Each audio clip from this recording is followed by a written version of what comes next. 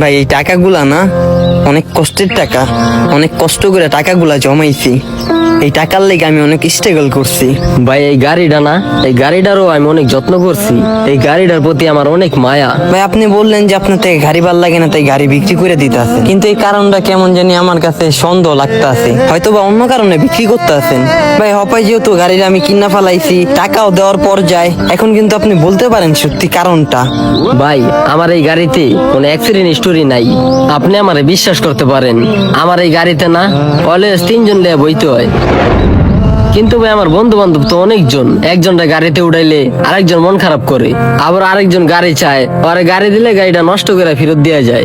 ওই দুঃখে ভাই নতুন গাড়িটা সেল দিয়ে দিতাছি। বুদ্ধ একটা গাড়ির লিগা ছোটবেলার ভাই ব্রাদার সম্পর্ক নষ্ট করতে চাই না। তাহলে ভাই আমারও তো বন্ধু বান্ধব অনেকগুলা, আল্লাহ ভালো জানে, আবার নিয়ে এমন অবস্থায় আমারও পড়তে হয়। যাক আল্লাহ ভরসা ভাই, এই নেন টাকাগুলা, আপনার গাড়ি পেয়ে আমি সন্তুষ্ট। ঠিক আছে ভাই, আমার জন্য দোয়া করবেন, আসি। ঠিক আছে ভাই, আল্লাহ হাফেজ।